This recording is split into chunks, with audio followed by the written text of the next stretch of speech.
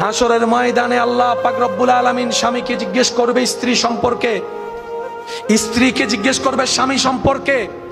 সেই দিন স্বামীর পক্ষে স্ত্রীর ভালো রায়, স্ত্রীর পক্ষে স্বামীর একটা ভালো রায় সারা জীবনের গুনাহ মাফ করে জান্নাতের রাস্তা পর্যন্ত পৌঁছায় দিতে পারে।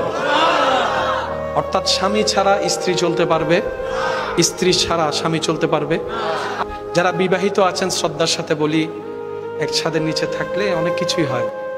সকালে যে ঝগড়া হয়েছে, রাতে দেখা হওয়ার সময় সে ঝগড়ার কথা মাথায়ও রাখবেন না, তাহলে জীবনটা সুন্দর চলবে, শয়তান আর সুযোগ পাবে, আল্লাহর রহমত আসতে থাকবে।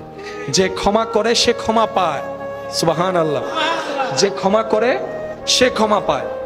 স্বামী স্ত্রী হচ্ছে এমন দামি একটা সম্পর্কের নাম, আল্লাহ তাআলা মানব জীবনের সূচনার প্রথম সম্পর্ক দিয়েছেন আদম এবং হাওয়া। এই দুজনের সম্পর্ক ছিল স্বামী স্ত্রী।